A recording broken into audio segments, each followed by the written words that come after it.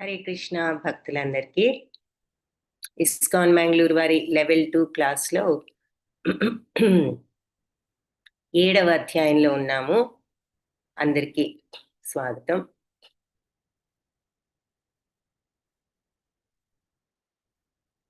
హరే కృష్ణ ప్రకాష్ ప్రభుజీ, మీరు ప్రణామాలు. మీరు ఓ హోస్ట్. భక్తులందరికీ ప్రణామాలు. అన్మ్యూట్ చేశారు. హరే కృష్ణ మాతాజీ, ప్రణామాలు.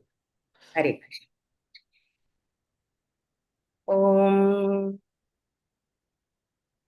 అజ్ఞానతిమిరాంధస్య జ్ఞానాంజనశలాకయా చక్షురున్మిళితం యేన తస్మై శ్రీగురవే నమః.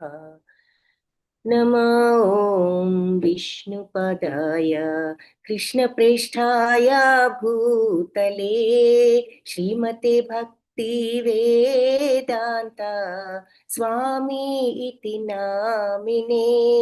నమస్తే సరస్వతి దేవి గౌరవాణి ప్రచారిణే నిర్విశేష శూన్యవాది పాశ్చాత్య దేశధారిణే.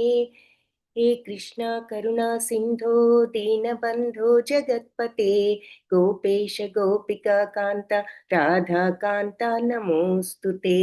तप्त कांचन गौरांगी राधे वृंदावनेश्वरी वृषभानुसुते देवी प्रणमामि हरिप्रिये.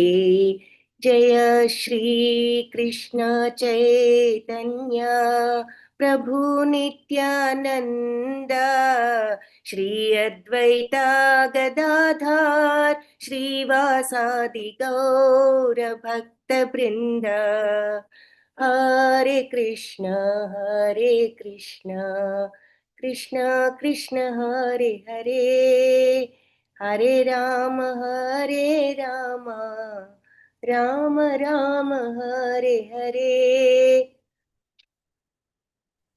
हरे कृष्ण हरे कृष्ण कृष्ण कृष्ण हरे हरे हरे राम राम राम हरे हरे. हरे कृष्ण कृष्ण कृष्ण हरे हरे हरे राम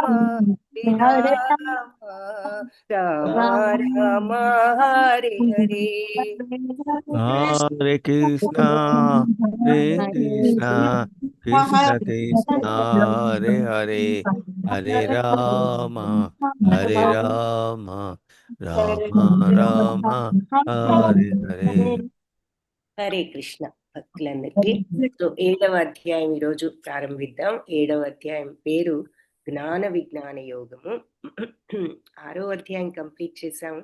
ముఖ్యమైన పాయింట్స్ ఏమైనా గుర్తున్నవి చాట్ బాక్స్ లో పెడితే చూద్దాము. సో ఆల్రెడీ వకులదేవి మాతాజీ కొన్ని డౌట్స్ అడిగారు, చూద్దాం క్లాస్ అయిన తర్వాత. సత్య మాతాజీ కొన్ని పాయింట్స్ పెట్టారు. ఆత్మ సంయమ యోగము మీకు గుర్తు లేకపోతే లాస్ట్ చూసింది ఆత్మ సంయమ యోగము, అష్టాంగ యోగం చూసాం. 8 దశలు, యమ నియమ, మరి ఇవన్నీ కూడా ఆసనం, ప్రాణాయామం, ప్రత్యాహారం, ధారణ, ధ్యానం, తర్వాత సమాధి, అది ఆఖరి దశ. సో ఇవన్నీ కూడా అక్కడ చూసాము. విఫల యోగులు యొక్క పరిస్థితి ఏమిటన్నది చూసాము ముఖ్యంగా. ఆ తర్వాత మరి ధ్యాన యోగివి నువ్వు అవ్వు అని చెప్పారు. దాని అర్థం ఏమిటి అంటే ఆ భక్తి భావం పెంచుకో అని. దాని నెక్స్ట్ ఈ రోజు నుంచి భక్తి యోగం కాబట్టి భక్తి యోగానికి నాందిగా ఆ లాస్ట్ శ్లోకం చెప్పడం జరిగింది. అన్ని రకాల యోగాలన్నిటికంటే కూడా నువ్వు యోగివైతే అంటే భక్తి ధ్యానంలో ఉన్నట్లయితే అది నీకు మంచిది అని భగవంతుడు ఒక మాట చెప్పడం చూసాము. సో సత్యమాతజీ ప్రశాంతమైన మనసు కలవాడు, కామక్రోధ ఉద్రేకాలకు అతీతుడు, పాపరహితుడు, బ్రహ్మస్వరూపుడు అయిన యోగ పురుషుడికి పరమ సుఖం లభిస్తుంది. అర్జునుడి సందేహం ఏమిటంటే మనసు మరి నిలకడలేనిది కదా, ఈ అష్టాంగ యోగం చాలా ఆచరింప సఖ్యంగా అనేది కదా అన్నాడు. అది సరి అయినటువంటి సందేహమే కదా. అందుకని మనసు మరి చంచలం, అల్లకల్లోలం, బలం, మూర్ఖ పట్టుదల, దీనిని అదుపులో పెట్టడం వీచేగాన్ని నియంత్రించడం కంటే కష్టం అనిపిస్తోంది అని చెప్పినప్పుడు భగవంతుడిచ్చిన సమాధానం ఏమిటంటే తగిన సాధన వైరాగ్యాల ద్వారా మరి వైరాగ్యేన చ గృహ్యతే అసంశయం మహాబాహో మనోదుర్నిగ్రహం అని చెప్తారు. అయితే మరి నువ్వు వైరాగ్యంతోనూ తర్వాత వైరాగ్యేన చ గృహ్యతే దానిని వైరాగ్యంతో నువ్వు సాధించవచ్చు.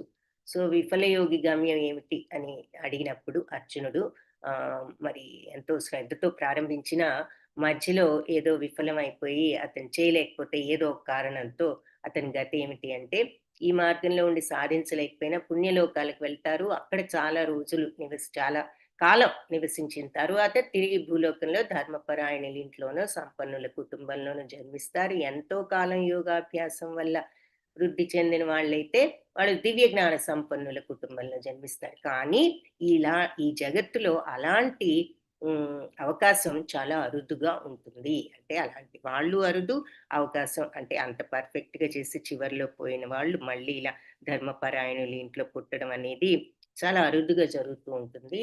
అలాగే అది ఏమన్నారు, మంచి మార్గంలో వెళ్ళే వాళ్ళకి ఎప్పుడూ కూడా అది చెడు కాదు. మరి ఈ యోగంలో ప్రారంభించారు, పూర్తి చేయలేకపోయారు కరెక్టే, కానీ ఈ మార్గంలో వాళ్ళు ఉన్నారు అంటేనే వాళ్ళు మంచి మార్గంలో ఉన్నారు. కాబట్టి ఇలా మంచి మార్గంలో వెళ్ళిన వారికి ఎప్పుడూ కూడా చెడు జరగదు అన్నమాట చెప్పారు. సో మనం కూడా మన సాధన చేసినప్పుడు అబ్బో ఈ సాధనలో మనం ఎప్పటికీ కృతకృత్యులం అవుతాం, ఈ సంపూర్ణత్వం మనకు వచ్చేదేనా అనేటటువంటి ఆలోచనను గనక మనం పక్కన పెట్టి మన మార్గాన్ని సవ్యంగా ఈ రోజు ఈ నిమిషం కరెక్ట్ గా ఫాలో అవుతున్నామా లేదా అని ప్రతి క్షణం ఆ మార్గంలో ఉండడానికి ప్రయత్నిస్తూ మనం ఉన్నట్లయితే అది మనం చేయవలసిన సాధన. మరి వస్తుందా రాదా అనేది మళ్ళీ మనం ప్రతిఫలం మీద ఆసక్తి చూపిన వాళ్ళం అవుతాం. అవి ఆలోచన మీదే ఉన్నట్లయితే ప్రస్తుతం మన సాధన కూడా సరిగ్గా చేయలేం. సో మనం చేయవలసింది ఏంటి, ఈ నిమిషంలో ఈ క్షణం మన చేతుల్లో ఉన్నది కాబట్టి ఈ క్షణంలో మన ప్రవర్తన మన సాధన కరెక్ట్ గా ఉన్నదా లేదా అన్నది మనం చూసుకోవాల్సిన విషయం. ఆ తర్వాత ఎలా జరగాలని ఉంటే మన ప్రవర్తన అనుసారం భగవంతుడు మనకు అనుగ్రహిస్తారు. సో అది ఇక్కడ ఆ మాట కూడా చెప్పారు. మంచి మార్గంలో ఉన్న వాళ్లకు మరి ఎప్పుడు కూడా వాళ్ళకి చెడు అనేది జరగదు అని. సో అదొక ముఖ్యమైన పాయింట్. తర్వాత మరి కర్మయోగం, జ్ఞానయోగం, భక్తి యోగం వీటన్నిటికంటే అష్టాంగ యోగం ఇంకా ఉత్తమం అని భాష్యంలో చూసాము. అయితే భగవంతుడు శ్లోకంలో మరి తపస్వి కంటే శాస్త్రజ్ఞానం ఉన్న వాళ్ళకంటే కామ్య కర్మల కంటే రతుడు కన్నా భక్తి ధ్యాన యోగి గొప్పవాడు అని చెప్పడం. సో సదా భగవంతుడి మీద మనస్సుతో దృఢ విశ్వాసంతో భక్తితో ఉన్నవాడే నిజమైన యోగి అని చెప్పి మన లాస్ట్ లో చూసాం. సో అది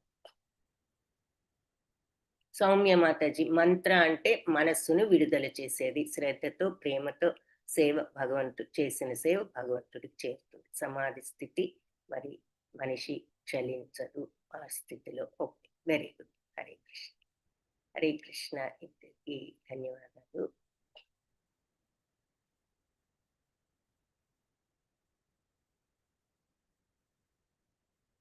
ఓకే, వకులాదేవి మాతాజీ అది చెప్తున్నారు, control of the mind is tough but it is only possible in practice. Very good.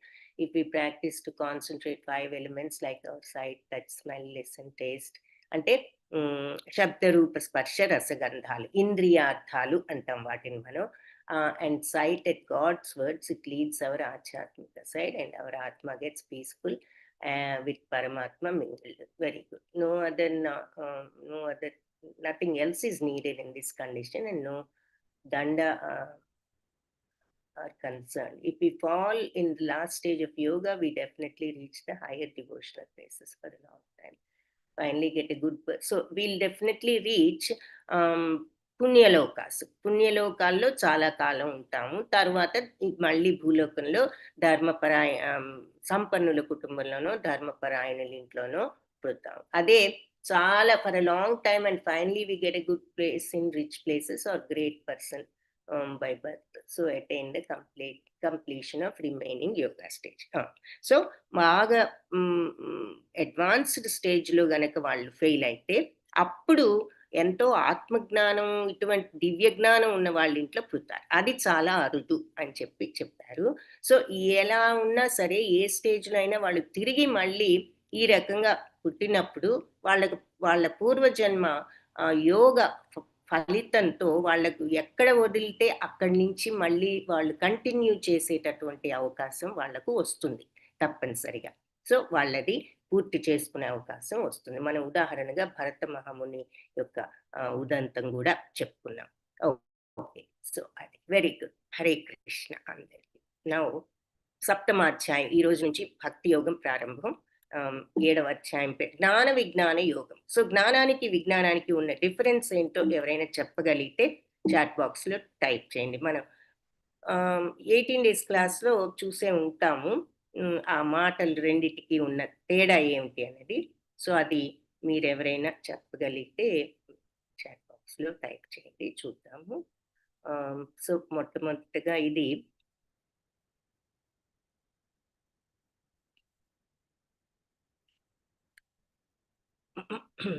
భగవానువాచతో ప్రారంభం. శ్రీ భగవానువాచ మయ్యాసక్త మనః పార్థ యోగం యుంజన్మదాశ్రయః అసంశయం సమగ్రం మాం యథా జ్ఞాస్యసి తచ్ఛృణు. మయ్య ఆసక్తి మనస్సును నా మీద ఆసక్తితో పార్థ ఉంచుకుని అటువంటి యోగంలో మరి యుంజన్ అటువంటి యోగాన్ని అభ్యసిస్తూ మదాశ్రయ నన్ను ఆశ్రయిస్తూ ఉన్నప్పుడు అసంశయం సమగ్రం మాం నిస్సందేహంగా సమగ్రంగా కంప్లీట్గా మాం నన్ను యథా ఏ రకంగా జ్ఞాస్యసి తెలుసుకోవచ్చో తత్ శృణు అంటే అది విను అంటున్నారనమాట. సో మనస్సును నా మీద ఆసక్తితో ఉంటూ మనస్సును నా పట్ల పెట్టి నా మీద ఆసక్తితో ఉంటూ అటువంటి యోగంలో మరి నువ్వు అటువంటి యోగాన్ని నువ్వు అభ్యసిస్తూ అంటే మనస్సును భగవంతుడి మీద పెట్టేటటువంటి యోగాన్ని అభ్యసిస్తూ అంటే మనం అది భగవంతుడి పట్ల మనస్సును త్రిప్పేటటువంటి ఆ సాధనను మనం చేస్తూ ఆ యోగంలో గనక మనం అది అభ్యసిస్తున్నట్లయితే ఎలా భగవంతుని ఆయన ఆశ్రయిస్తూ మనస్సును ఆయన మీద పెట్టేటటువంటి యోగాన్ని మనం ప్రాక్టీస్ చేస్తే అసంశయం అంటే డౌట్ లేదు ఇకప్పుడు సమగ్రమ్మా నిస్సందేహంగా నువ్వు నన్ను యథాజ్ఞాస్యసి ఏ రకంగా తెలుసుకోవచ్చో ఆ రకమైన యోగంలో ఉంటే నువ్వు ఇప్పుడు చెప్తాను అది విను తచ్ఛృణు అంటున్నారు. సో పార్థ మనస్సును నా మీదే లగ్నం చేసి నా సంపూర్ణ భావనలో ఉండాలి అనేటటువంటి యోగాన్ని అభ్యసించడం ప్రాక్టీస్ చేయడం సాధన చేయడం ద్వారా నీవు నిస్సందేహంగా నన్ను ఎలా సమగ్రంగా కొంచెం కాదు కంప్లీట్గా నన్ను ఎలా అర్థం చేసుకోగలవో ఇప్పుడు చెప్తాను విను అని అంటున్నాను.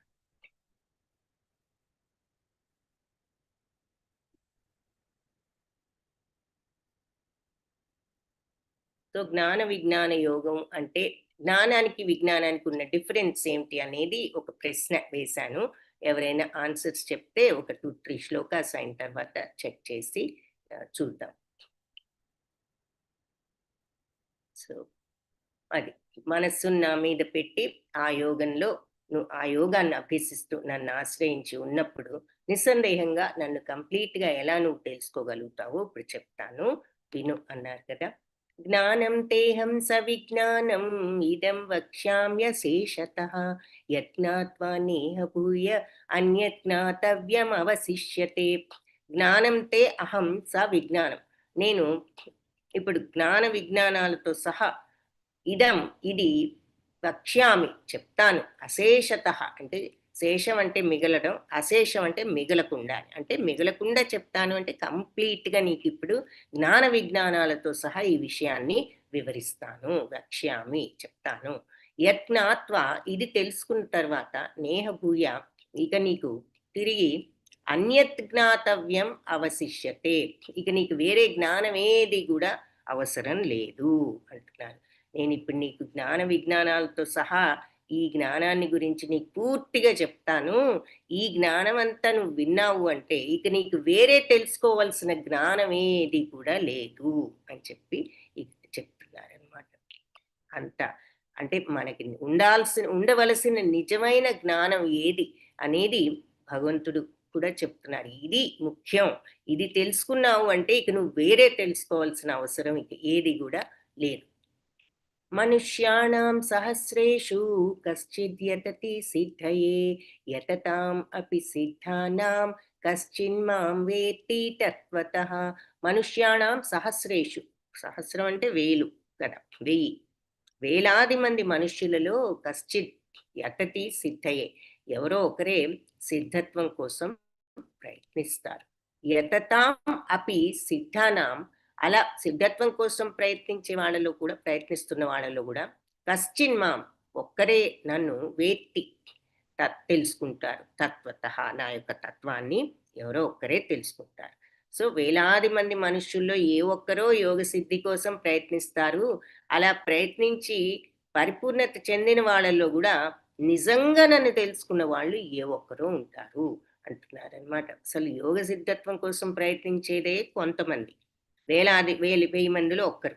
వాళ్ళలో కూడా పరిపూర్ణత సంపాదించి మరి నిజంగా నన్ను తెలుసుకున్న వాళ్ళు ఏ ఒక్కరో ఉంటారు. ఎగ్జాంపుల్ ఏమి ఇచ్చారు ఇక్కడ, మరి ఒక పరుగు పందెం ఉంది అనుకోండి, మరి ఏదైనా స్పోర్ట్స్ ఉన్నాయంటే ఏం చేస్తాం, ప్రతి రాష్ట్రం నుంచి ఒక రిప్రజెంటేటివ్ని, బెస్ట్ పర్సన్ని ఎన్నుకుంటాం కదా, పోటీ పెట్టి ఎవరు గెలిస్తే వాళ్ళని పంపిస్తారు వాళ్ళ రాష్ట్రం తరఫున, అంతే కదా.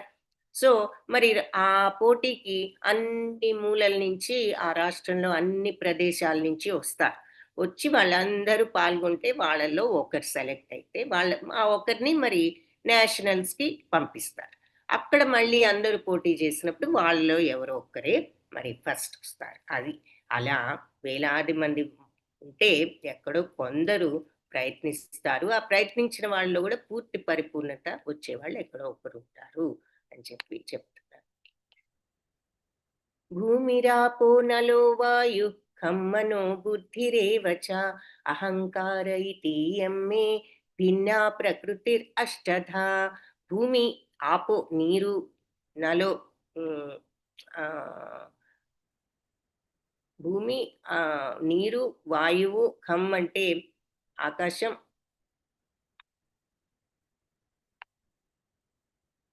అగ్ని, నలో అంటే అగ్ని, బుద్ధి, మనోబుద్ధిర్ ఏవచ, మనసు, బుద్ధి ఇవన్నీ కూడా, అహంకారం మరియు అహంకారము, ఇతీయమ్మే ఇవన్నీ కూడా నా యొక్క భిన్న ప్రకృతి అష్టధ, ఈ 8 కూడా నా భిన్న ప్రకృతులే.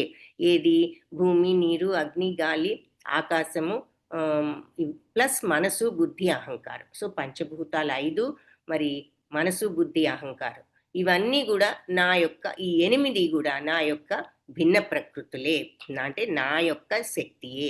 ప్రకృతి అంటే ఇక్కడ భగవంతుడి యొక్క స్వభావం, శక్తి అని అర్థం. సో మరి పంచభూతాలతో తయారైంది మన శరీరం అని చెప్పుకున్నాం అనుకుంటా ఆల్రెడీ. సో పంచభూతాలతో అందుకే మనం పాంచభౌతిక శరీరం అనే పదం వాడుతూ ఉంటారు, వినే ఉంటారు. సో ఏమిటి అంటే పంచభూతాలతో తయారైంది మన శరీరమే కాదు, ఈ ప్రపంచంలో ఏదైనా ఒక ఆకారం అనేది ఉంది అంటే అది పంచభూతాలతో తయారైంది. సో మనమైనా, పక్షి అయినా, చేపైనా, దోమైనా, ఈగైనా, చెట్టైనా, పుట్టైనా, గుట్టైనా, ఏదైనా ఆకారం ఉన్నది, మన కళ్ళకు ఒక ఆకారం కనిపిస్తోంది అంటే అది పంచభూతాలతో తయారైంది.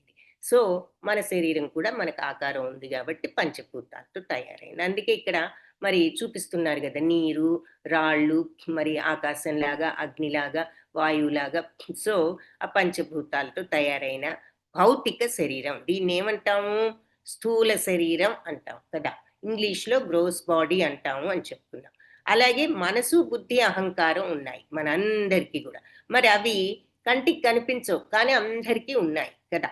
సో అవి కనిపించని శరీరం కాబట్టి సూక్ష్మ శరీరం అంటాం. అది ఇంగ్లీష్లో సటిల్ బాడీ అంటారు. కాబట్టి అది ఇక్కడ చెప్తున్నారు, మీ కనిపించే పంచభూతాలతో తయారైన స్థూల శరీరం అయినా, కనిపించని మనసు బుద్ధి అహంకారమైన సూక్ష్మ శరీరమైన ఈ 8 కూడా నా యొక్క భిన్న ప్రకృతియే, భగవంతుడి యొక్క మాయాశక్తియే. నా 8 విధాలుగా నా మాయాశక్తి విభజింపబడింది అని చెప్పి చెప్తున్నారు. సో ఇవన్నీ కూడా భగవంతుడి యొక్క శక్తి అనేది ఇక్కడ పాయింట్ అన్నమాట.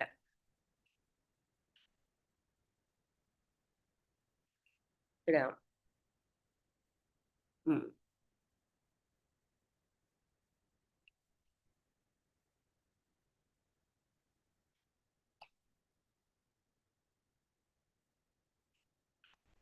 సో సో భూమి నీరు అనే 8 అంశాల సముదాయం నా భిన్న ప్రకృతి అనే అనబడతాయి అని భగవంతుడు చెప్పారు ఇక్కడ.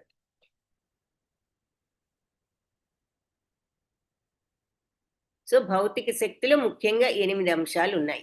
భూమి, జలము, అగ్ని, వాయువు, ఆకాశం. దీన్ని మహత్తర సృష్టి, స్థూల సృష్టి అంటే స్థూల శరీరం. మరి వీటిలోనే శబ్ద రూప స్పర్శ రసగంధాలనే ఇంద్రియాలు మరి భౌతిక శరీరంలోనే ఇమిడి ఉన్నాయి కదా. ఇవన్నీ మనం 13th చాప్టర్లో క్షేత్రజ్ఞ యోగంలో ఈ భౌతిక శరీరం, క్షేత్రం అంటే శరీరం కాబట్టి శరీరంలో ఉన్న పార్ట్స్ ఏమిటి అని వివరంగా చూస్తాం అందులో. సో అది ఇక్కడ మనం క్లుప్తంగా ప్రస్తుతం చూస్తున్నాం. మనసు బుద్ధి అహంకారం ఇవన్నీ కూడా ఉన్నాయి కాబట్టి అవి కనిపించవు కాబట్టి సూక్ష్మ శరీరం అని చెప్తున్నాము. సో ఇవన్నీ కూడా భగవంతుడి యొక్క శక్తియే.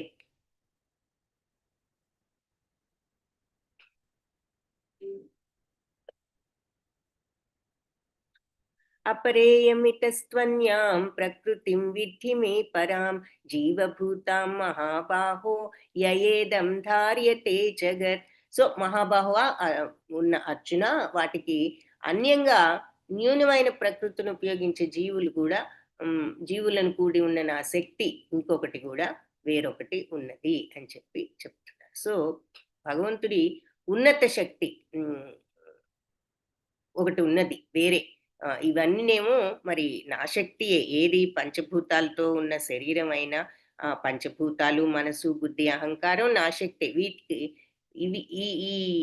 ఇవి కాక, ఈ శక్తి కాక మరి ఇంకా కూడా జీవులందరిలో ఉన్న నా ఉన్నత శక్తి ఇంకొకటి ఉన్నది. సో ఆ శక్తి కంటే, ఈ భౌతిక శక్తి కంటే ఉన్నతమైనది ఇంకొకటి ఉన్నది అని చెప్పి భగవంతుడు ఇక్కడ చెప్తున్నారు. సో ఇక్కడ మనం అంటే పాయింట్ ఏంటి అంటే ఈ పంచభూతాలు 5 మనసు బుద్ధి అహంకారం అనేది భగవంతుడి అది భౌతిక శక్తి అన్నమాట, మెటీరియల్ ఎనర్జీ.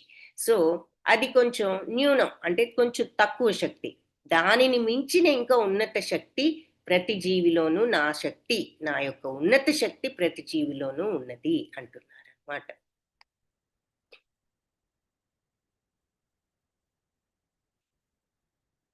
కాబట్టి ఆ ఉన్నత శక్తి ఏమిటి అంటే ప్రతి ఒక్కళ్ళలో ఉన్నటువంటి చైతన్యం. మరి అందరిలో ఆ చైతన్యం అనేది మనం దాన్ని రకరకాలుగా వర్ణిస్తూ ఉంటాం. ప్రాణం అంటాము, మరి చైతన్యం అంటాము, ఆత్మ అనొచ్చు. ఏదైనా కానీ ఈ ఉన్నత శక్తి వల్లే సమస్త జగత్తు నడుస్తుంది. ఉన్నత శక్తికి చెందిన జీవుడు మరి నడపబడందే భౌతిక జగత్తు నడవలేదు. కాబట్టి అన్ని చోట్ల అందరిలోనూ ఈ భగవంతుడి యొక్క ఉన్నత శక్తి అయిన ఆ చైతన్యం ఉన్నది. అది లేకపోతే ఏది చీమైనా దోమైనా మనమైనా ఆఖరికి ప్రపంచమైనా కూడా నడవలేదు. ఎందుకంటే అందరిలో భగవంతుడి యొక్క ఆత్మ ఉన్నది, ఆత్మ తాలూకు శక్తి ఉన్నది. ఈ హోల్ ప్రపంచానికి విశ్వానికి కూడా మరి ఆత్మ ఉంది. ఎవరు అంటే అదే పరమాత్మ. కాబట్టి ఈ శక్తులన్నీ కూడా మరి భగవంతుడిచే నియమింపబడి ఉన్నాయి కాబట్టి జీవులందరూ కూడా మరి ఆ భగవంతుడితో నియమించబడ్డవారే, కంట్రోల్ చేయబడ్డవారే అని చెప్పి ఇక్కడ చెప్తున్నారు. కాబట్టి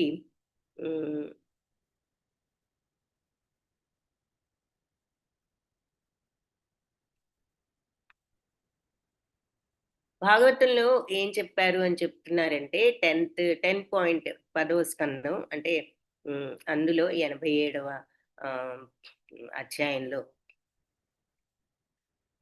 బద్ధజీవులు మరి జీవులందరూ నిత్యులు సర్వవ్యాపకులు అయినట్లయితే నీ అధీనంలో ఎప్పుడు కూడా ఉండరు. కానీ వాస్తవానికి జీవులు నీ సూక్ష్మాంశాలు, నీ అధీనంలోనే నిలవవలసి సూక్ష్మాంశాలు కాబట్టి నీ కంట్రోల్లోనే ఉంటారు కనుక నిజమైన ముక్త జీవులను నీ శరణంలో చేరేటట్లుగా చేస్తోంది.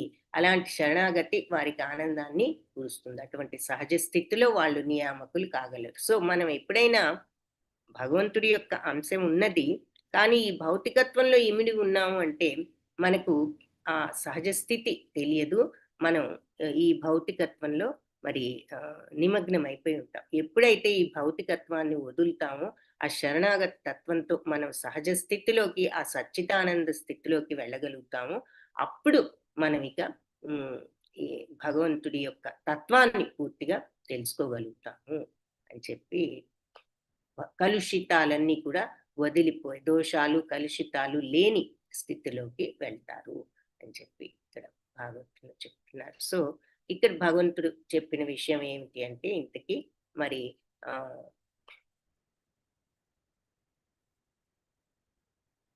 ఇప్పుడు ఈ పంచభూతాలు, మనసు, బుద్ధి, అహంకారం ఇవన్నీ నాది కొంచెం న్యూన శక్తి, అంటే కొంచెం తక్కువ శక్తి, ఆ భౌతిక శక్తి.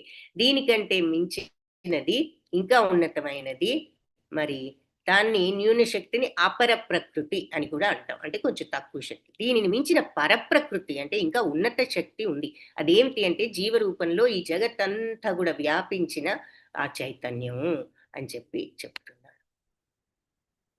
ఏతద్యోనీని భూతాని సర్వాణి ఇత్యుపధారయ అహం కృత్స్నస్య జగతః ప్రభవ ప్రళయస్తత. సో నా ఈ రెండు ప్రకృతుల నుంచి కూడా సమస్త భూతాలంటే జీవరాశులు, అన్ని జీవరాశులు కూడా పుడుతున్నాయని గ్రహించు. ఏది? ఈ ఉన్నత శక్తి, బాహ్య శక్తి అయిన పంచభూతాలు ప్లస్ మనసు, బుద్ధి, అహంకారము, ఇంకా దానికంటే పరప్రకృతి ఉన్నత శక్తి అయిన చైతన్యం. ఈ రెండింటితోనే అన్ని జీవులు కూడా పుడుతున్నాయి. మరి అంతే కదా, బయట ఆకారం కావాలి, మనసు, బుద్ధి, అహంకారం కావాలి, ఆ తర్వాత అసలైన లోపల చైతన్యం, ఆత్మ కావాలి.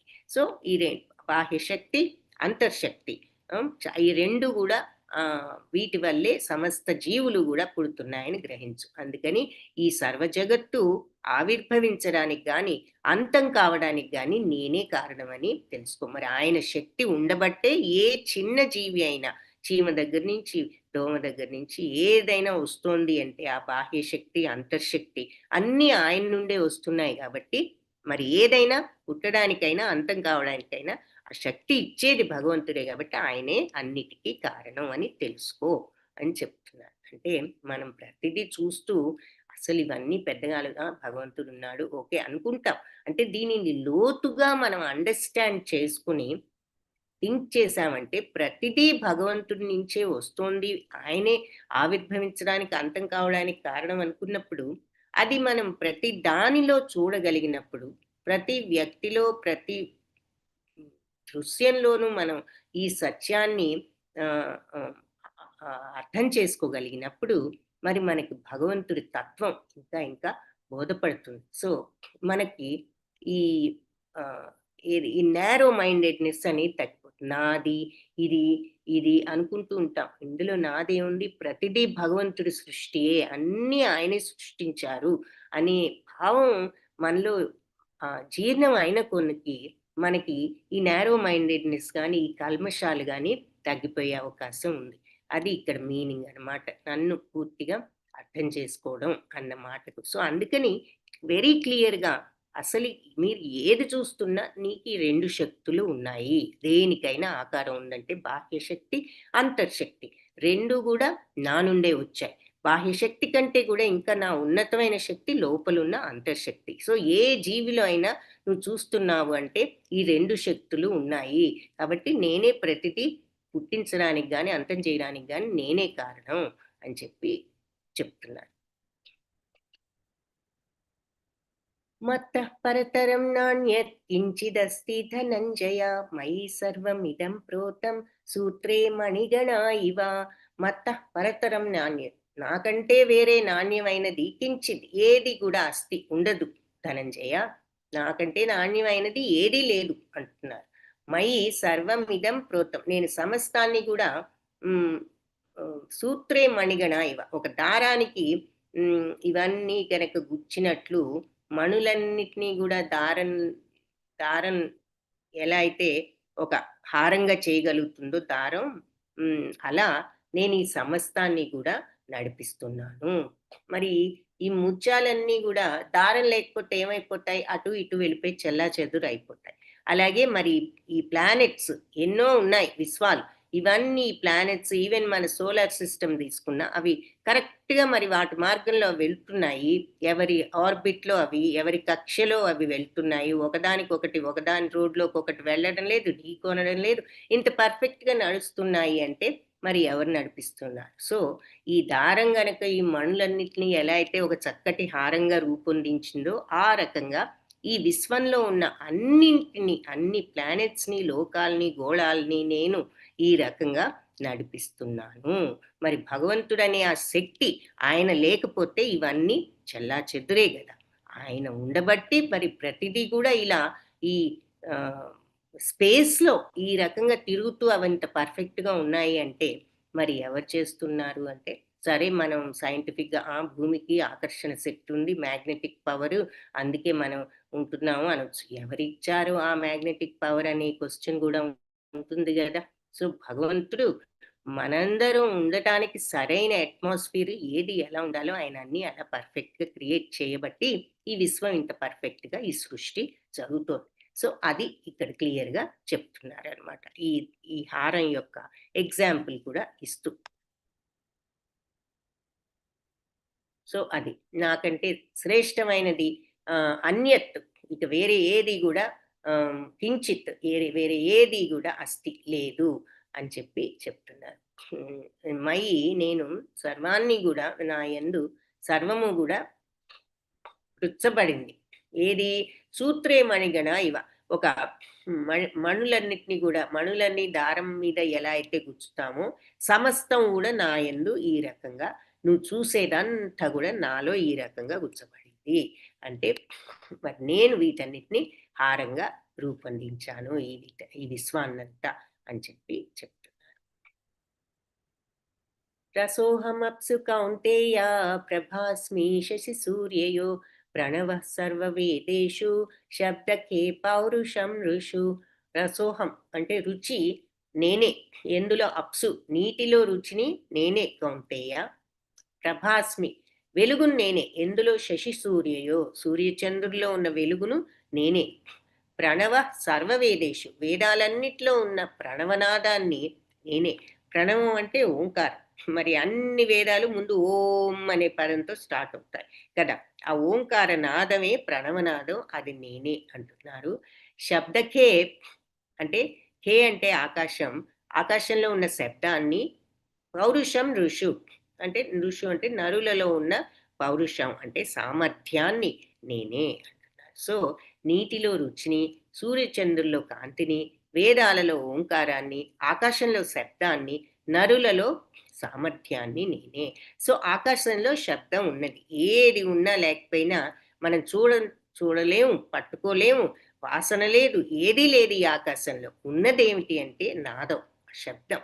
కాబట్టి మొట్టమొదట మరి ఆ సృష్టిలో అన్ని ఏది లేకపోయినా ఉన్నదే స్పేస్, ఆ నాదం అని చెప్తారు. సో, ఈ సౌండ్ ఉంది గాబట్టే స్పేస్‌లో మరి మనం ఈ సెల్ ఫోన్‌లు గానీ, టీవీలు గానీ ఆ స్పేస్‌లో నుంచే గదా ఈ వేవ్స్ స ఆ శబ్ద తరంగాల్ని గ్రహించి ఇవన్నీ సృష్టించారు. మరి ఈ రోజున సైంటిస్ట్‌లు ఎక్కడి నుంచి వచ్చింది అంటే దానికి సోర్సు మరి ఈ స్పేస్ నుంచి ఆకాశంలో ఉన్న ఆ శబ్ద తరంగాలు, ఆ శబ్దాన్ని, ఆ నాదాన్ని తీసుకుని ఇవన్నీ గూడా వాళ్ళు సృష్టించగలిగారు. కాబట్టి ఆకాశంలో శబ్దం ఉన్నది. సో, ఇక్కడ ఒక చిన్న విషయం ఎప్పుడు చెప్తూ ఉంటాను. ఒక్కొక్క పంచభూతం కూడా ఒక్కొక్క మన ఇంద్రియాలకు ఒక్కొక్క శక్తిని ప్రసాదించింది. సో, మనకి శబ్దం ఏ ఇంద్రియం స్వీకరిస్తుంది?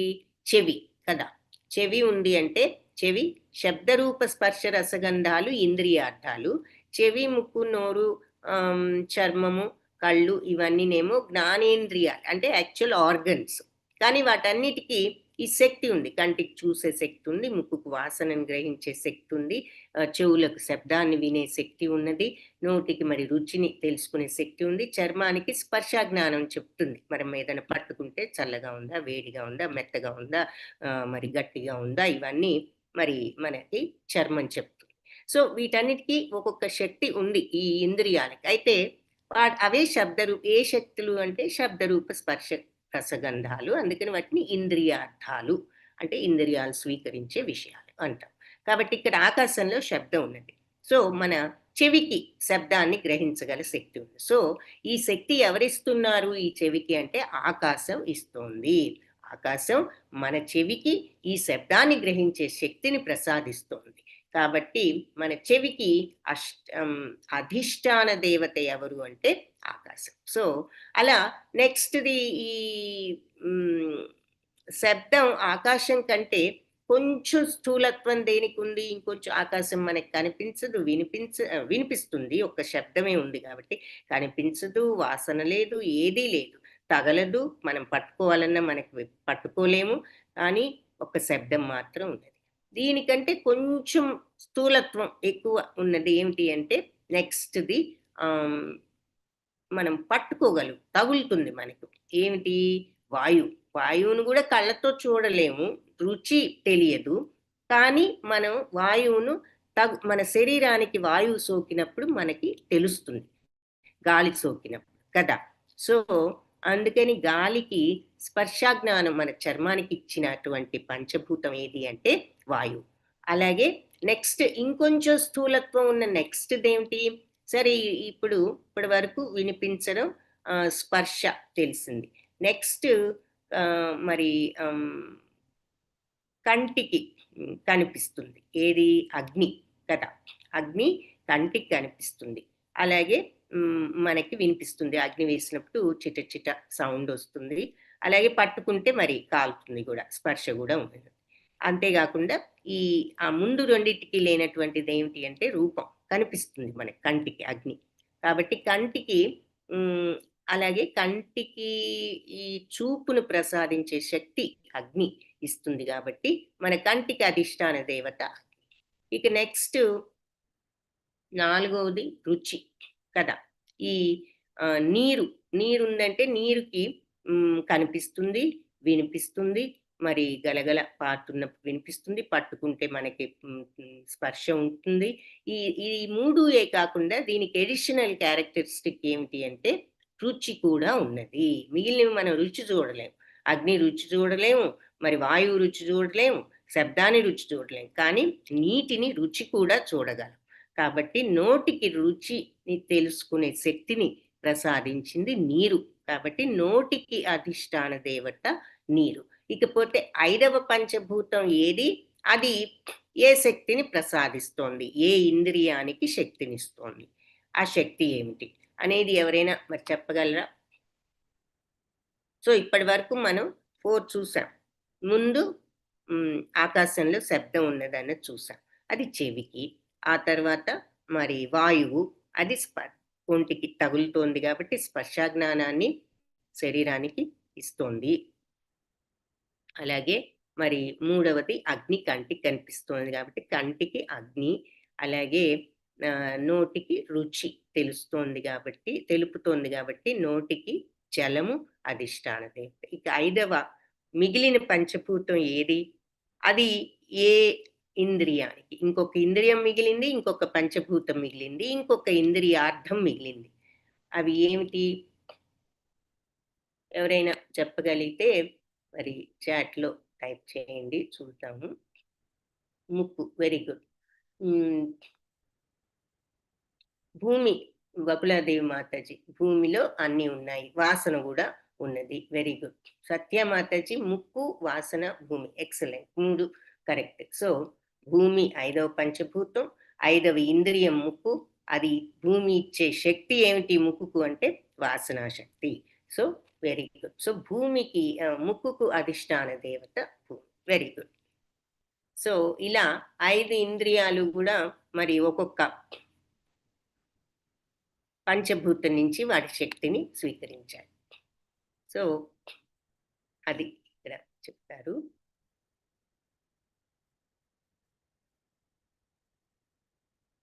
సో నేను నీటిలో ఉన్నటువంటి రుచిని, సూర్యచంద్రుల్లో కాంతిని, వేద మంత్రాల్లో ఓంకారాన్ని, ఆకాశంలో శబ్దాన్ని, నరులలో సామర్థ్యాన్ని నేను. పుణ్యో గంధ పృథివ్యాం చ తేజశ్చాస్మి విభావసౌ జీవనం సర్వభూతేషు తపశ్చాస్మి తపస్విషు. పుణ్యో గంధ. సో అంటే ముఖ్య ఈ పుణ్య గంధ అంటే వాసన, పృథివ్య భూమిలో ఉన్న ఆ ఒరిజినల్ స్మెల్ నేను. అలాగే తేజస్టాస్మి విభావహౌ అంటే అగ్నిలో ఉన్న తేజస్సును నేనే అయి ఉన్నాను, అస్మి అయి ఉన్నాను. జీవనం సర్వభూతేషు అన్ని జీవరాశుల్లో ఉన్న జీవనం, ఆ చైతన్యాన్ని నేనే అంటున్నారు. తపశ్చాస్మి తపస్విషు తపస్సులు చేసే వాళ్ళలో తపస్సును అస్మి నేనే అంటున్నారు అన్నమాట. భూమిలో ఆద్యం అంటే భూమిలో ఉన్న ఒరిజినల్ సుగంధం, అగ్నిలో ఉన్న ఆ వేడి, జీవులలో ప్రాణం ఆ చైతన్యం, తపస్సులలో ఆ తపస్సుని నేనే అంటున్నారు. బీజమాం సర్వభూతానాం విద్ధి పార్థ సనాతనం బుద్ధిర్బుద్ధిమతాం అస్మి తేజస్తేజస్వినాం అహం. బీజం మాం సర్వభూతానాం అన్ని జీవరాశుల్లో బీజాన్ని నేనే. వాళ్ళ ఆరిజిన్ బీజం అంటే ఏమిటి? సీడ్, విత్తనం. అందరిలో ఉన్న విత్తనాన్ని నేనే. అందరూ అంటే భగవంతుడి విత్తనం నుంచే వచ్చారు అని చెప్తున్నా. అందరూ నా నుండి వచ్చారు. విద్ధి అంటే మరి తెలుసుకో అని, తెలుసుకో పార్థ సనాతనం నా యొక్క సనాతన శక్తిలో నుండే ఈ సనాతన ప్రాణులందరూ కూడా మరి నా యొక్క బీజం నుంచే వచ్చారు. బుద్ధిర్బుద్ధి మతాం అస్మి బుద్ధిమంతుల యొక్క బుద్ధి నేనే. తేజస్వినాం అహం తేజోవంతులలో తేజస్సును నేనే. సో నేనే సర్వ ప్రాణులకు సనాతన బీజాన్ని, బుద్ధిమంతులలో ఉన్న బుద్ధిని, శక్తిమంతులలో ఉన్న శక్తిని, తేజోవంతులలో ఉన్న శక్తిని. అన్నీ ఎవరిలో ఏ గుణం ఉన్నా, ఏ లక్షణం ఉన్నా, ఈ శక్తి ఉన్నా అది నేనే అని చెప్తున్నారు. వివేకం ఎవరన్నా వివేకవంతుల్లో వివేకాన్ని, మరి శక్తివంతులలో శక్తిని, అన్ని ప్రాణులకు బీజాన్ని నేనే. ఏమిటి భగవంతుడిలా అన్ని గొప్పగా చెప్పుకుంటున్నారు అని మనకి డౌట్ వస్తే మరి ఆయన చెప్పండి ఎలా తెలుస్తుంది? మనకు తెలియదా భగవంతుడు అన్ని సృష్టించారని అని అనుకోవచ్చు. మనకి ఎలా తెలుసు అంటే ఎవరో పెద్దవాళ్ళు చెప్పబట్టి తెలుస్తుంది, లేదా వాళ్ళకు వాళ్ళ పెద్దవాళ్ళు, వాళ్ళకు వాళ్ళ అంటే ఇది తరతరాలుగా వస్తున్న బేసిక్ నాలెడ్జ్. భగవంతుడు ఉన్నాడు, ఆయన అన్ని సృష్టించాడు తెలుస్తుంది. కానీ ఇది ముందు ఎవరో చెప్పబట్టే కదా వీళ్ళందరికీ ఇంత మాత్రం తెలిసింది మనందరికీ. సో ఎవరంటే మరి భగవంతుడు ఇలా మొదట్లో చెప్పబట్టే ఈ విషయాలన్నీ కూడా తెలుసాయి. బీజం మాం సర్వభూతానాం విద్ధి. ఇది చూసాం ఇప్పుడు. అన్ని ప్రాణులకు సనాతన బీజాన్ని, బుద్ధిమంతుల బుద్ధిని, శక్తివంతులలో శక్తిని. బలం బలవతాం చ అహం కామరాగా వివర్చితం ధర్మా విరుద్ధో భూతేషు కామోస్మి భరతర్షభ. బలం బలవతాం చ బలవంతులలో ఉన్న బలాన్ని కూడా మరియు నేనే అహం. కామరాగ వివర్జితం అంటే కామంతో కూడుకున్నది కాని రాగము నేనే. అంటే కోరికతో కూడుకున్న రాగం కాదు నేను, బట్ ఏ రాగమైనా అలాంటి కోరిక లేనప్పుడు అది నేను. అలా ధర్మావిరుద్ధం భూతేషు అంటే ధర్మ నియమాలకు విరుద్ధం కానటువంటి కామరాగం నేను అంటున్నారు. కామోస్మి ధర్మ విరుద్ధం కానటువంటి కోరిక నేను భరతర్షభ. సో భరతవంశ శ్రేష్ఠుడా, బలవంతుల్లో కామరాగరహితమైన బలాన్ని అంటే వాళ్లకున్న బలం కూడా కోరికతో కూడి ఉండకూడదు అని చెప్తున్నారు. అలాగే ధర్మ నియమాలకు విరుద్ధంగాని సంభోగాన్ని కూడా నేనే అయి ఉన్నాను.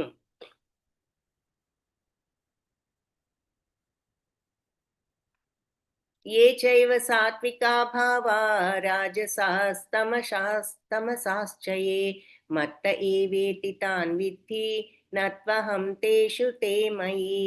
సో సత్వగుణానికి కానీ ఏదైనా సత్వగుణం కానీ మరి రజోగుణం గాని తమో గుణం గాని ఈ భావాలన్నీ ఉన్నాయి కదా జీవులకు, ఈ భావాలన్నీ కూడా నా శక్తి నుంచే ఉద్భవించాయని తెలుసుకో. ఒక రకంగా నేను సర్వానికి కూడా సర్వ ఆ, నేనే సర్వం అయినా కూడా నేను స్వతంత్రుడను.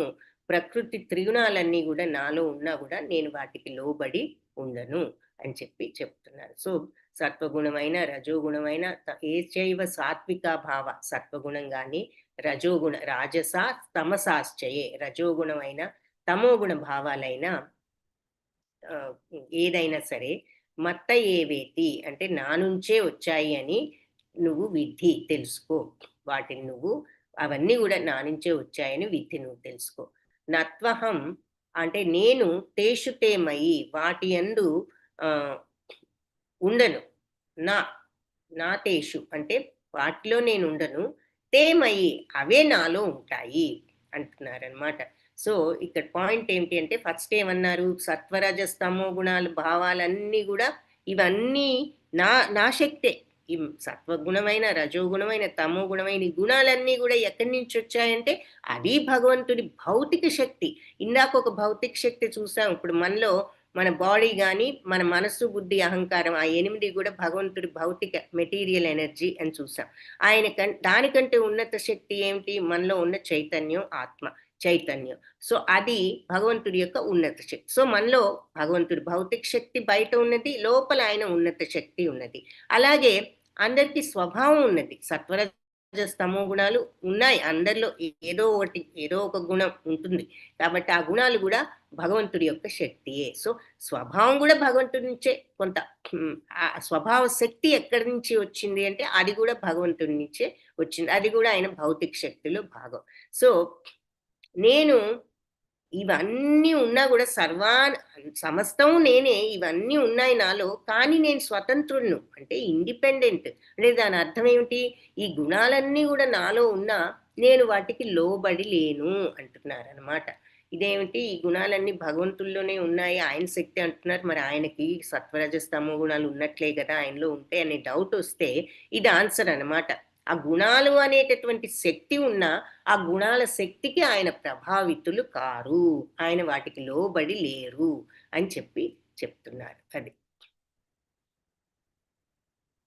అంటే ఇక్కడ ఎగ్జాంపుల్ భాష్యంలో మనకి ఈ మాట అర్థం అవటానికి ఏం చెప్పారు అంటే, ఇప్పుడు అన్ని కర్మలు ఈ గుణాలు చేయిస్తున్నాయి కదా, మన గుణాలను బట్టి మనం పనులు చేస్తాం కదా. మంచి గుణం ఉంటే మంచి పనులు, రజోగుణం ఉంటే కోరికలతో తీర్చుకోవాలనే పనులు, తమో గుణం ఉంటే చెడు పనులు, ఇలాంటివి అజ్ఞానంతో చేసే పనులు చేస్తూ ఉంటాం. అన్నీ మరి ఈ గుణాలు చేస్తూ ఉన్నాయి మనల్ని కర్మలు. అయితే ఇవన్నీ భగవంతుడి నుంచి వస్తున్నా కూడా ఆయన మాత్రం వీటికి ప్రభావితులు కారు. ఉదాహరణకి ఏం చెప్తున్నారు, ఈ రాజ్యాంగ నియమాలను నియమాలతో ఎవరినైనా శిక్షించొచ్చేమో కానీ మరి రాజు మాత్రం రాజ్యాంగ నియమాలకు అతీతుడై ఉంటాడు. అదే విధంగా భగవంతుడి నుంచే ఉద్భవించిన ఈ సత్వరజస్తమో గుణాలు ఆయన ఈ ప్రకృతిచే ప్రభావితుడు కాడు. కాబట్టే ఆయన నిర్గుణుడు అనే పేరున్నది. అంటే భగవంతుడికి ఈ గుణాల యొక్క ఎఫెక్ట్ ఆయన మీద లేవు. అందుకని గుణాల శక్తి ఆయన నుండే వచ్చినా కూడా ఆయనని నిర్గుణుడు, నిర్గుణుడు అంటే గుణం లేనివాడు అంటే గుణాలేమి లేనివాడని అంటే దాని అర్థం ఏమిటి అంటే ఈ గుణాల వల్ల ప్రభావితుడు కానివాడు. మనందరం మరి స్వభావానికి ప్రభావితులమై తద్వారా మనం పనులు చేస్తున్నాం మన స్వభావాన్ని బట్టి. కానీ భగవంతుడికి ఈ గుణాలు ఏవి కూడా ఆయన అలవర్చుకోరు. ఆయన స్వభావానికి ఆయనకి ఈ గుణాలు ఎఫెక్ట్ ఆయన మీద లేదు అని చెప్తున్నారు అనమాట. అంటే గుణాలు ఆయన నుంచే వస్తున్నా ఆయన పైన ఆ గుణాల యొక్క ప్రభావం చూపలేవు. అదే భగవంతుడి ప్రత్యేక లక్షణాల్లో అదొకటి నిర్గుణత్వం అని చెప్తున్నారు. సో అది సో మనం ఈ గుణాలన్నీ కూడా నా నుంచే వచ్చినా కూడా నేను వాటికి ఇక్కడ క్లియర్ గా చెప్తున్నారు. భగవంతుడి యొక్క క్వాలిటీ లక్షణం ఏమిటి అంటే గుణాతీతుడు, నిర్గుణుడు. నేను నిర్గుణుడును, గుణాతీతుడను అనే విషయం భగవంతుడే స్వయంగా చెప్పారు. త్రిభిర్గుణమయైర్భావైరేభి సర్వమిదం జగత్ మోహితం నాభిజానాతి మామేభ్య పరమవ్యయం. 3 గుణాలు కూడా ఈ భావాలతో త్రిభిర్గుణమయైర్భావై ఈ 3 గుణాలతో కూడుకున్నటువంటి స్వభావంతో ఈ సమస్త జగం సర్వమిదం జగత్, ఈ జగత్ అంతా కూడా మోహితం, మోహాన్ని చెందుతోంది. ఈ 3 గుణాల వల్ల ఈ జగత్ అంతా కూడా మోహంలో ఉంటుంది. నాభిజానాతి అంటే తెలుసుకోలేకుండా ఉన్నది. ఎవరిని? మామేభ్య నన్ను, నన్ను ఈ గుణాల యొక్క మోహం వల్ల ఈ జగత్తులో ఉన్న వాళ్ళందరూ కూడా నన్ను తెలుసుకోలేకపోతున్నారు. ఏభ్య వీటన్నిటికంటే కూడా పరమ అవ్యయం ఎంతో ఉన్నతుడను, మరి అవ్యయుడను, నాశనం లేని వాణ్ణి, అక్షయుడను అన్న విషయం తెలుసుకోలేకపోతున్నారు. అంటే దానికి కారణం ఏమిటి అంటే ఈ 3 గుణాల వల్ల కలిగిన మోహం వల్ల అని చెప్తున్నారు. ఈ సమస్త విశ్వము కూడా ఈ సత్వరజస్తమో గుణాలనే త్రిగుణాలతో భ్రాంతికి, మోహానికి గురై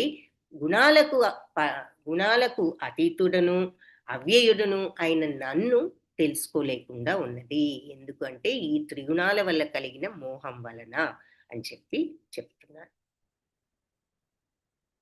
సో ఇందాక మరి 8 నుంచి 11 శ్లోకాస్లో ఏం చెప్పారు? నీటిలో రుచిని నేను, సూర్యచంద్రుల్లో వెలుగుని నేను, వేద మంత్రాల్లో ఓంకారాన్ని నేను, ఆకాశంలో శబ్దాన్ని నేను, మనిషిలో సామర్థ్యాన్ని నేను, భూమిలో సువాసనను నేను, అగ్నిలో వేడిని నేను, జీవించే జీవులలో జీవనాన్ని, చైతన్యాన్ని నేను, తపస్సులలో తపస్సును, అన్ని జీవరాశుల్లో ఆది బీజాన్ని, బుద్ధిశాలులలో బుద్ధిని, శక్తివంతులలో శక్తిని, బలవంతులలో బలాన్ని, ధర్మసూత్రాలకు విరుద్ధంగా లేని కామాన్ని నేను అని చెప్పారు. ఆ తర్వాత సత్వరజస్తమో గుణాల భావాలన్నీ కూడా నా శక్తి అని చెప్పారు. అయితే ఆ సత్వరజస్తమో గుణాల యొక్క ప్రభావంలో నేను లేను, కాబట్టి భగవంతుడిని నిర్గుణుడు అని అంటాం. అవి నాలో ఉన్నాయి, కానీ వాటి ప్రభావం నా మీద లేదు అని ఇక్కడ క్లియర్గా చెప్పారు. సో నేను నాలో ఉన్నాయి, వాటిల్లో నేను లేను అన్న దానికి అర్థం అది. తర్వాత సత్వరజస్తమో గుణాలనే 3 గుణాల ద్వారా మరి అందరూ కూడా ఈ విశ్వం అంతా కూడా మోహితులైపోయి నన్ను అతీతుడను, పరమ అవ్యయుడను అయిన నన్ను తెలుసుకోలేకపోతున్నారు. ఎందుకు అంటే ఈ సత్వరజస్తమో గుణాల ద్వారా మోహితులయ్యారు కాబట్టి. అంటే ఈ త్రిగుణాల వల్ల మోహం కలిగి వాళ్ళు నన్ను తెలుసుకోలేకపోతున్నారు. దైవీ హ్యేషా గుణమయీ మమ మాయా దురత్యయా మామేవ యే ప్రపద్యంతే మాయామేతాం తరంతి తే. సో దైవీ హ్యేషా గుణమై, ప్రకృతి త్రిగుణ స్వరూపమైన నా యొక్క ఈ మాయను దురత్యయం దాటడం చాలా కష్టం అంటున్నారనమాట. ఈ త్రిగుణ స్వరూపం గుణమై, దైవీ హ్యేషా గుణమై, ఈ దైవ గుణాలు, ఈ దైవశక్తితో ఉన్నటువంటి త్రిగుణాల మాయను దాటటం దురత్యం అంత ఈజీ కాదు మామూలుగా. అయితే మామేవ ఏ ప్రపద్యంతే, ఎవరైతే శరణు వేడుతారో నన్నే మాయామేతాం తరంతితే, ఈ మాయను వాళ్ళు సులభంగా దాటగలుగుతారు అని చెప్తున్నారు. ప్రకృతి త్రిగుణ స్వరూపమైన ఈ దైవ మాయను, సో ఈ మాయ ఏమిటి అంటే ప్రకృతిలో ఉన్న ఈ 3 గుణాలు. సో ఈ దైవమాయను దాటడం మామూలు వాళ్ళకి సాధ్యపడదు. కానీ ఎవరైతే మామేవ ఏ ప్రపద్యంతే, ప్రపద్యం అంటే శరణు వేడటం, ఏ ప్రపద్యంతే ఎవరు శరణు వేడుతారో, ఎవరిని మామేవ నన్నే ఎవరైతే శరణు వేడుతారో మాయామేతాం తరంతితే, తరంతి అంటే దాటగలగటం, ఈ మాయను వాళ్ళు సులభంగా దాటగలుగుతారు నన్ను ఆశ్రయించిన వాళ్ళు, నన్ను శరణు వేడిన వాళ్ళు. సో భగవంతుడి యొక్క ఈ త్రిగుణ స్వరూపమైన ఈ మాయను దాటడం సామాన్యంగా అంత ఈజీ కాదు, కానీ నన్ను శరణు వేడిన వాళ్ళు మాత్రం దీనిని సులభంగా దాటగలుగుతారు. సో భగవంతుణ్ణి శరణు వేడటం, ఈ మాయను దాటవచ్చు. దాటడానికి మార్గం ఏమిటి అంటే భగవంతుణ్ణి శరణు వేడటం. ఆ శరణు వేడాలి కంప్లీట్గా అంటే వైరాగ్యం రావాలి. సో అది మనం 15th చాప్టర్లో చెప్తారు ఆ స్టెప్స్. సో అది, సో ఇక్కడ ఫస్ట్ ఇవన్నీ కూడా నా శక్తులే, ఈ మాయ కూడా నా శక్తియే, వీటన్నిటిని దాటాలి అంటే నన్ను శరణు వేడితే సాధ్యపడుతుంది అని చెప్పారు.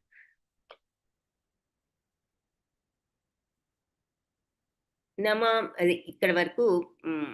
సో శరణు వేడాలి అన్నారు. నెక్స్ట్ దాని నుంచి శరణు వేడే వాళ్ళెవరు, వేడని వాళ్ళెవరు, ఇవి కూడా భగవంతుడు చెప్పారు. 4 రకాల వాళ్ళు నన్ను శరణు వేడుతారు. మరి నమాం దుష్కృతినో మూఢ ప్రపద్యంతే నరాధమా మాయయాపహృత జ్ఞాన ఆసురం భావమాశ్రిత.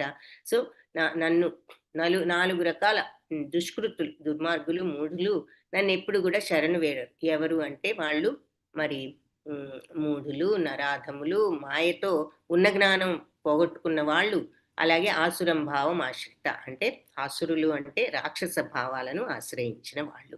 ఈ 4 రకాల వాళ్ళు నన్ను ఎప్పుడు కూడా శరణు వేడరు అని చెప్తున్నారు. సో మూఢులు, మరి నరాధములు, మాయలో ఉండి ఉన్న జ్ఞానాన్ని పోగొట్టుకున్న వాళ్ళు, మరి రాక్షస భావాలను ఆశ్రయించిన వాళ్ళు, వీళ్ళు ఎప్పుడు కూడా నన్ను శరణు వేడరు అని చెప్పారు.